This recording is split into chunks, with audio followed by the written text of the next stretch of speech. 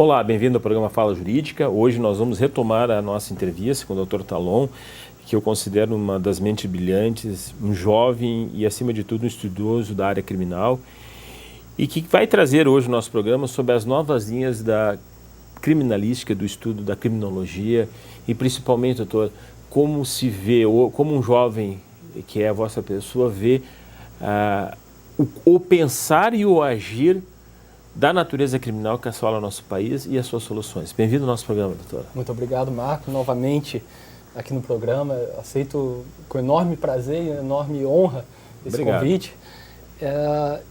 Tem me preocupado bastante o futuro do direito penal. Esse é um tema que eu tenho falado bastante, principalmente em tempos de tantas denúncias vazias que estão acontecendo, denúncias muitas vezes motivadas apenas pela opinião pública. E eu tenho sérios receios para onde vai o direito penal. O processo penal é até mais preocupante, mas vamos ficar por hora no direito penal. Receio ou medo? Medo. É o que eu tenho medo. Medo. O meu medo é basicamente quanto à motivação dos atos do Ministério Público, do Judiciário, em razão de opinião pública ou até por questões institucionais, algum incentivo institucional. Uma das piores questões no direito penal, por exemplo, é essa confusão que está acontecendo quanto ao dolo eventual e a culpa consciente. Uhum. É uma discussão, academicamente, parece insignificante, mas quando pensamos no efeito prático da diferença de uma denúncia ou uma condenação entre dolo eventual e culpa consciente, é algo gravíssimo. No caso da Boate Kiss, por exemplo, uma tragédia enorme. Eu era defensor público numa cidade ao lado, em Candelária, na época, e aquilo atingiu toda a região central do Rio Grande do Sul com muita força. Recentemente ocorreu a pronúncia dos acusados, da banda, dos proprietários da boate, e eles foram pronunciados por dolo eventual. Homicídio doloso por dolo eventual. Para isso significa que alguém entendeu, o Ministério Público, o Judiciário entenderam que ocorreu ali uma assunção do risco. Quando eles colocaram materiais de pior qualidade, quando lançaram os fogos lá dentro, assumiram o risco de matar todo mundo ali dentro, inclusive eles, que estavam lá. Qual é a diferença prática nisso daí? Eu fiz uma conta uma vez que se o Ministério Público denunciasse e eles fossem condenados por culpa consciente, crime culposo, foram apenas negligentes, imperitos, eles pegariam uma pena máxima de 3 anos. Que a pena máxima do homicídio culposo, mesmo em concurso formal, um ato gerando várias mortes, seria isso. 240 mortes, 241, a pena não seria somada. 3 anos, a pena máxima. Na forma como foram pronunciados, a pena sobe um pouquinho. A pena mínima fica em 1.500 anos. Porque nesse caso, as penas podem ser somadas, sendo homicídio doloso, mesmo em concurso formal. Então, essa subversão da dogmática penal, dos conceitos penais, mudar o conceito de dolo eventual e utilizar o conceito de culpa consciente apenas para um resultado melhor, uma pena maior, é algo preocupante. Isso aconteceu também na denúncia que foi recebida no caso da Samarco, lá a represa de Mariana, e agora também, atualmente, em que, eu não sei se ele foi indiciado ou já denunciado, o secretário de turismo da cidade onde ocorreu a morte por afogamento daquele ator, está sendo acusado de homicídio por dolo eventual. Que loucura. Porque ele não colocou as placas. As placas, sinalização. Então, abre-se um precedente enorme para buscarmos apenas o resultado. E aí acaba, como você já falou tanto, vira uma inquisição. Temos um resultado. Qual é o resultado que temos que atingir? A pena máxima, a prisão por vários anos, temos que divulgar na mídia que a pena é de várias centenas de anos, e não importa o meio para se alcançar isso. E como já falamos tanto, queremos a condenação. Nós, advogados criminalistas, concordamos com a condenação, desde que ela seja correta, garantindo os direitos e os conceitos. O senhor não acha que está havendo uma nova escola penal, uma nova escola de criminalização, uma nova análise social do crime, onde os intelectuais e, digamos, as mentes que fazem a justiça e o movimento são juízes que estão sensibilizados com essa nova escola penal? Porque hoje, se a gente retomar todas as escolas clássicas, todas elas, nós sempre tínhamos o sentido de garantismo ao réu, né? O réu como... Até na Inquisição. Hoje, por isso que eu lhe faço a pergunta, na condição de jovem, não está havendo uma nova escola penal, criminológica, somente uma nova escola penal, e nós não estamos conseguindo diagramar ela, mapear? Sim. Porque está vendo, eu não consigo compreendê-la, né? Porque está existindo uma assunção de ideias, né? Exatamente. Será que não, para nós, operadores de direito, nós não estamos vendo isso aí? Como professor de penal, eu sempre falo aquela parte de princípios para os meus alunos, todos os princípios, legalidade. Quando termina, eu faço uma pergunta básica para eles. Qual desses princípios é contra o réu? E nunca ninguém soube responder, porque não tem. Não há nenhum princípio. O direito penal é para ser garantista, é para ser protetor, é para que a pessoa seja condenada e quando estiver presa, saiba, houve legalidade, anterioridade e tudo mais. Todos os direitos do âmbito penal e processual. Não há nenhum princípio penal contra o acusado. Mas, a partir disso que você está dizendo, temos aí uma nova escola, onde a punição começa a tomar conta do direito penal. É isso. Onde não há mais preocupação com o meio, é só com o fim. E para isso temos, por exemplo, projetos de leis, temos um projeto para criminalizar o perjúrio, como é nos Estados Unidos. Então imagina que o nosso réu, estamos lá defendendo, temos que orientá-lo a dizer apenas o que realmente é verdade. Ele tem duas opções, ou fica em silêncio, ou diz a verdade. Mas ele não pode justificar de alguma forma que altere minimamente o fato, ou a percepção dele sobre o fato. Caso contrário, ele estará praticando crime de perjúrio. Temos criminalização da cantada, como projeto de lei, criminalização da apologia ao comunismo e ao socialismo, criminalização de várias outras condutas que não necessariamente devem entrar no âmbito penal. Qual a necessidade de algumas condutas entrarem no âmbito penal? Projeto de abuso de autoridade é um grande exemplo. Eu defendo que deve ter esse maior combate às arbitrariedades judiciais e ministeriais. Mas daí a tipificar algumas condutas tão abertas é algo desnecessário. Claro. Então, estamos vivendo essa fase. Ainda na faculdade, quando eu fazia minha monografia, eu escrevi sobre o direito penal do inimigo e na conclusão tinha lá uma parte sobre o futuro do direito penal. Eu até hoje acredito que no futuro teremos um direito penal separado, de extremos. É para isso que está se caminhando. Teremos, de um lado, um direito penal com inúmeros benefícios, a transação penal será ampliada, a suspensão condicional do processo será ampliada, todas as formas de não cumprimento da pena serão ampliadas para alguns crimes. Por outro lado, teremos um direito penal muito mais rigoroso para outras situações, inclusive a corrupção, como estão querendo agora tornar crime hediondo a corrupção, o estelionato e há um outro crime lá. Acho que é lavagem de dinheiro, né? Acho, se eu não me engano, é.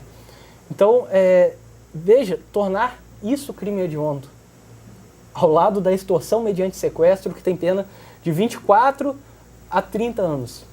Sim, comparando eles, quase a pena capital. Exatamente.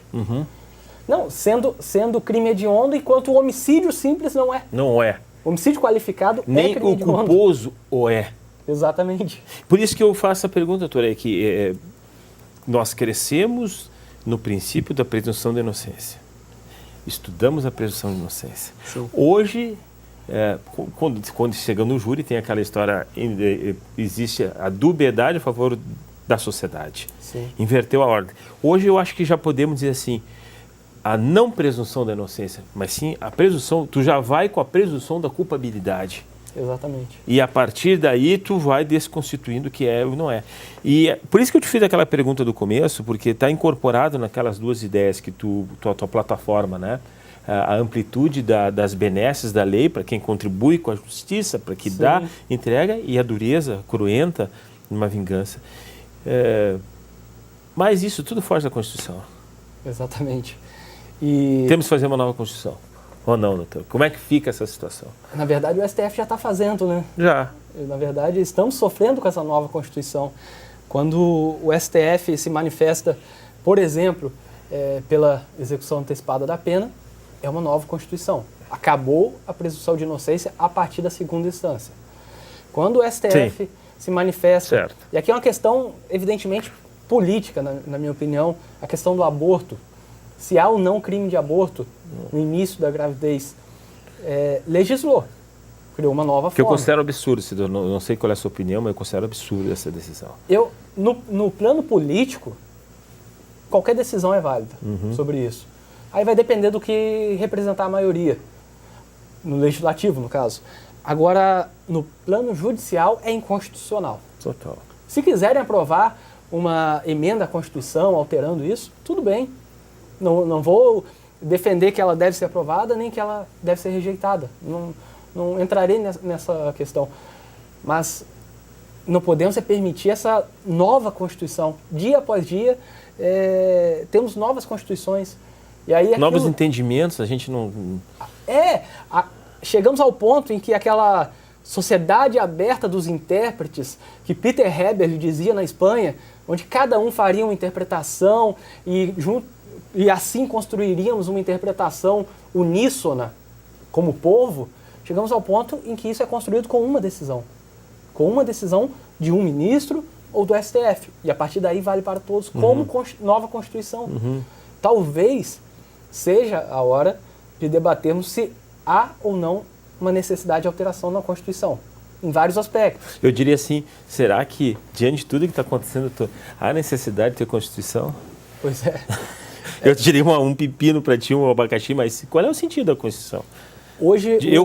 Eu te considero constitucionalista, pela visão que tu está me apresentando. Qual é o sentido da Constituição hoje? Aprendemos na faculdade que o STF sempre falava, o STJ é o guardião da cidadania, Tribunal da Cidadania. E o STF é guardião da Constituição. Única função. Nós não temos mais isso. Única função. Só que quem tem mais violado a Constituição é o STF. Essa é a parte lamentável. Eu acredito que se continuarmos nesse ritmo, começaremos a ter descumprimentos, desobediências. Desobediências de poderes, e aí vai entrar até a questão da desobediência civil. Um grande processualista paranaense, que é o Luiz Guilherme Marinoni, defendia há tempos uma nova tese para a execução de decisões. Mesmo não estando prevista na lei, no Código de Processo Civil, se o indivíduo descumpriu a decisão, uma decisão judicial, prende preventivamente. Não é necessariamente bloquear bens, cobrar essas novas formas de cobrança. Prende, em caso de desobediência numa execução, mesmo não estando previsto. Será que daqui a pouco não teremos isso? Não teremos, de um lado, o povo descumprindo, ou os poderes descumprindo, e do outro, juízes querendo prender, mesmo inconstitucionalmente, mesmo não sendo cabível a prisão preventiva no crime de desobediência, mas eles não estarão prendendo para fazer valer suas decisões? É um risco que temos quando a Constituição é a cada vez reescrita. Eu concordo com isso, doutor, e isso me assusta. Todos nós. Porque nós estamos agora caminhando numa névoa, né? Sim. Uma névoa jurídica em que a gente deve ser muito acurado. Muito acurado. E esse acuramento, sinceramente, eu já não estou tendo. Entendeu? E eu vejo o senhor como crítico e vejo como construtivo, porque no momento que tu escreve algo, tu tenta construir.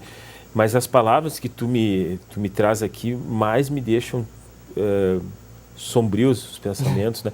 Porque Sim. o que acontece? Não só aos advogados que fazem a justiça privada, eles têm que ter uma esperança jurídica. Veja bem, digo esperança jurídica quando acabou tudo. Sim. E hoje nós não temos isso, né? Nós temos hoje uma Common Law nova no sistema nacional, me salvo engano, onde os precedentes jurisprudenciais dados pelos ministros são superiores à Constituição. E são usados como validação de atos que não estão na Constituição. Eu estou errado que estou falando isso, doutor? Não, está perfeitamente correto. E nós, como operadores do direito, a defesa em geral, nesse caso, eu incluo tanto a advocacia quanto a defensoria pública, que temos que controlar esses novos rumos do direito. Para o judiciário, é mais fácil condenar e assim não sofrer com eventuais consequências da opinião pública. Para o Ministério Público também é mais fácil denunciar e contar com uma análise mais profunda do judiciário. Eu ouvi uma vez um juiz dizendo que, naquele caso específico, ele acreditava que o réu deveria ser solto. Mas e se eu solto e daqui a pouco ele pratica um novo crime lá fora? A culpa vai cair em cima de quem? De mim, juiz. Então viola-se um direito por um sentimento pessoal. E quando me perguntam sobre isso do direito penal, os novos rumos, para onde que está indo, a frase perfeita para definir isso é: direito penal vai para onde a defesa permitir, que é a única resistência ainda. É a advocacia e a defensoria pública na resistência para que não seja preponderante esse sentimento de vingança e de novos caminhos subversivos além da constitucionalidade. No momento em que a advocacia se calar, a defensoria pública se calarem, permitirem delações, conduções coercitivas, deixarem de recorrer, deixar de entrar com habeas corpus porque sabe que o tribunal não vai aceitar, o recurso especial que o STJ quase não está aceitando, quase não está admitindo mais, agora que está melhorando um pouco. No momento que a defesa começar a aceitar essas situações, a advocacia aceitar, aí o direito penal e o direito em geral também vai acabar. Que é muito mais fácil permanecer nesse caminho punitivo e de violação da Constituição. É mais tranquilo não ser impugnado, eu acredito. Eu concordo contigo. Mas aí vem aquela reflexão profunda, principalmente daqueles que vão estudar direito, né? Sim. Como mensurar essas distorções, né? Como nós devemos, enquanto operadores de direito, né, tentar dar uma solução a isso, né? Porque vamos ao plano prático, né? Uhum. E isso diz a todos os estudantes que geralmente um dia vai bater alguém em sua casa, no seu escritório, vai dizer: me ajuda dentro de uma solução. E aí o advogado diz assim: eu não tenho solução. Eu não estou dizendo que nós chegamos nesse estágio. Ainda.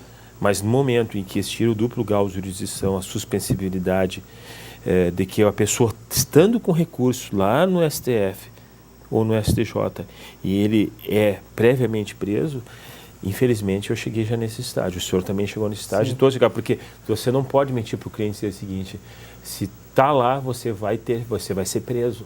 Uhum. Então, eu lhe passo essa questionamento, né? Como o senhor vê, até por ser um criminalista novo, entendeu, escritor, como o senhor vê essa perspectiva assim?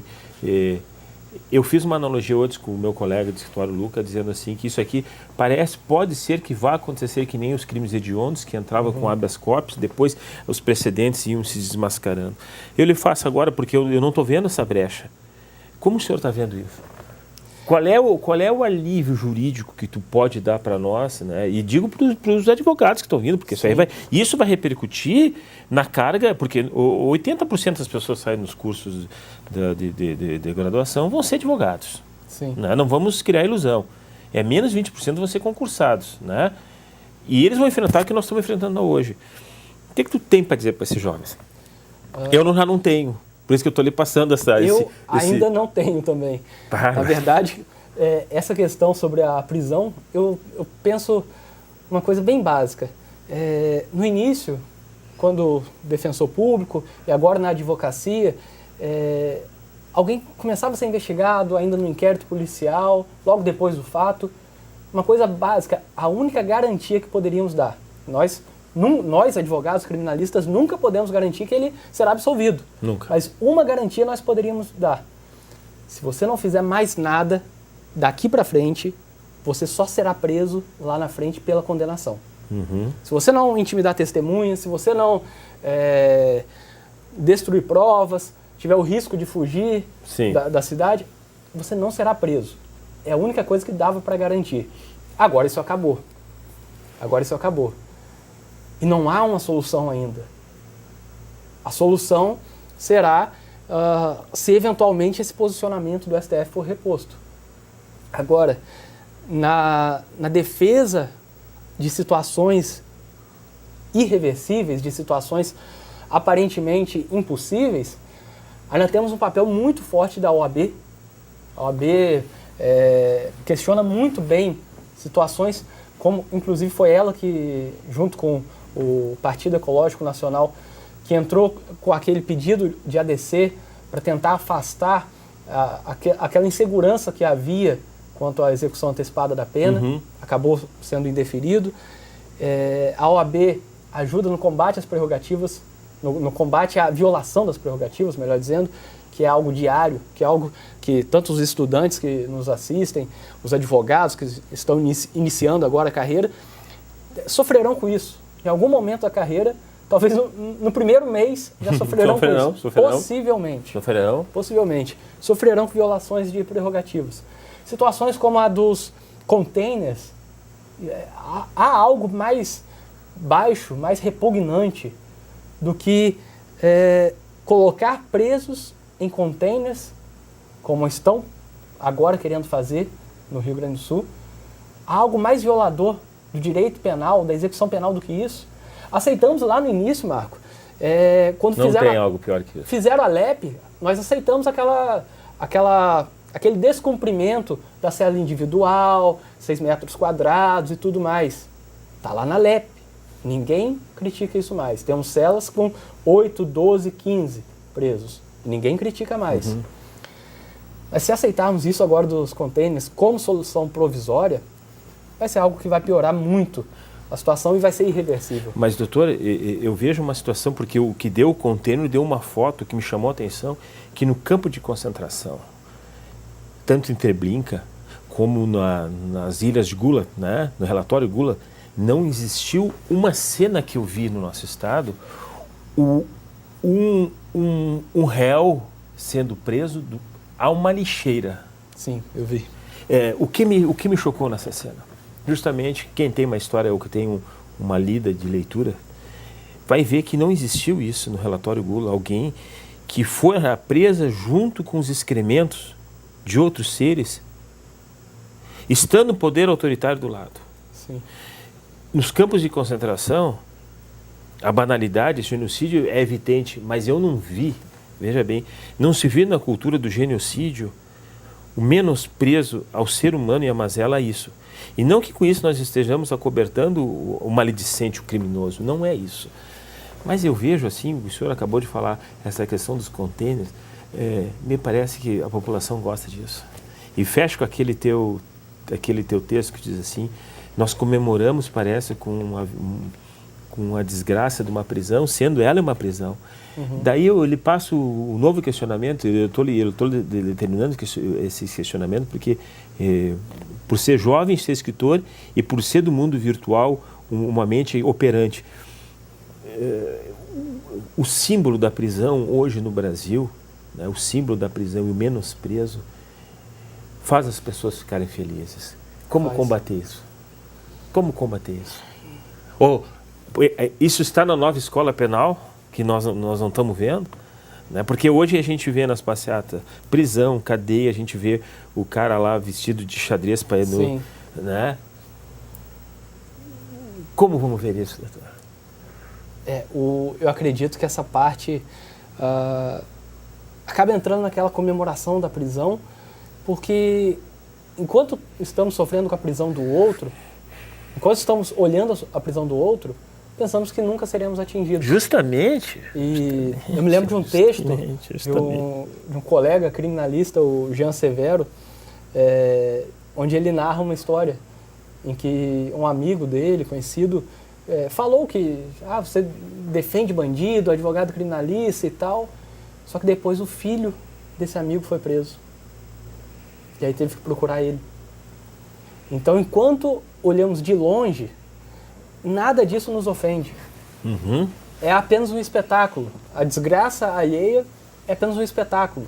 Queremos saber mais sobre isso, queremos entender o que está acontecendo, torcer até. Mas quando isso nos atinge, eu fico pensando todos os dias, se algum dia eu sofresse um processo criminal, eu sendo acusado por ameaça, uma contravenção penal, algo totalmente insignificante, minha vida pararia. Uhum. Eu penso isso todos os dias. Minha vida pararia, não conseguiria trabalhar, é algo extremamente preocupante.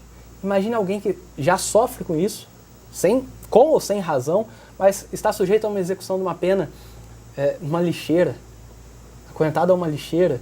E é importante frisar essa questão dos containers. Eu não sei se você atentou para essa parte.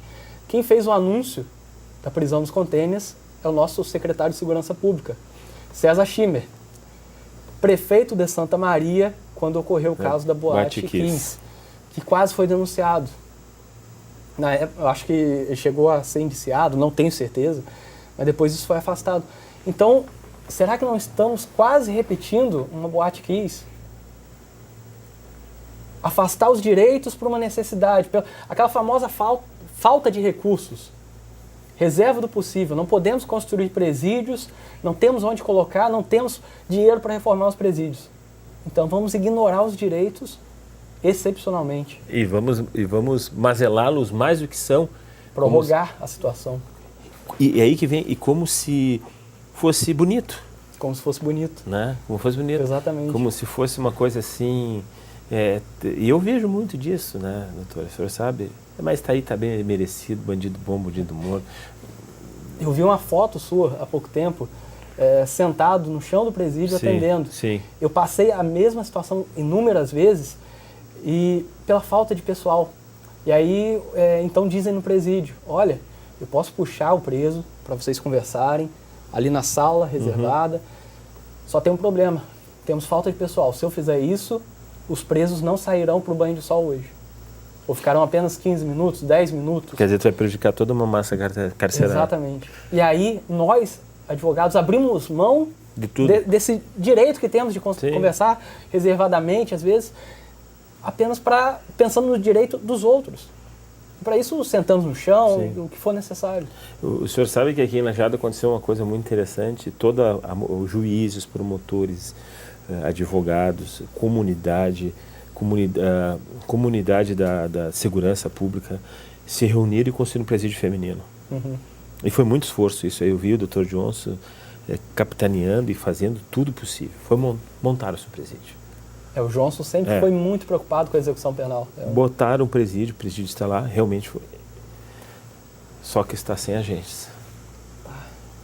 Deu-lhe passa aquela situação. A sociedade se mobilizou totalmente. Eu nunca vi uma sociedade doar bens econômicos para se montar um presídio. Eu nunca vi promotores, juízes e advogados se unirem para uma causa fim. E aí o Estado não bota agentes. E daí eu lhe pergunto, doutor, não é uma nova escola penal que está surgindo, nós não estamos vendo? Com certeza. Há pouco tempo tínhamos vários bilhões de reais depositados na conta do Fundo Penitenciário Nacional. E ao mesmo tempo tínhamos denúncias internacionais sobre o presídio central, que não tem condições. Isso não é algo contraditório? Dinheiro sobrando em uma conta e tantos recursos das penas alternativas. Quanto que alguém paga numa transação penal, numa suspensão condicional do processo? Mínimo um salário. Diariamente, 10, 20 audiências assim. Sim, sim. Esses recursos não poderiam ser aplicados para a execução penal. Às vezes são utilizados com associações com outras finalidades, igualmente bonitas. Finalidades sociais, educativas. Mas e se utilizássemos as penas alternativas, o Fundo Penitenciário Nacional, exatamente para a execução penal? Para isso. Para isso. É. Construção de presídios, melhora dos presídios atuais. Eu vi uma vez uma entrevista do juiz da execução penal de Porto Alegre, o Sidney Brzuska, falando que os presos não bebem água lá. Eles têm que comprar água, porque a água de lá está suja com fezes de pombos. Sim, totalmente. Então, o Estado prende alguém e não dá a condição devida para ela. Infelizmente, doutor, eu concordo com o senhor, infelizmente, doutor, não acabou nosso programa e foi uma grande honra tu estás aqui, principalmente nessa condição de crítico, de escritor e, acima de tudo, de pessoa que lançou um desafio de sair de uma carreira pública concursada para uma raiz de criminologia como advogado particular. Nós vamos fazer um programa só nisso aí, mas as tuas posições nos trouxeram um lenitivo muito bom, principalmente assim, uma esperança, pelo menos crítica. E até o nosso próximo programa.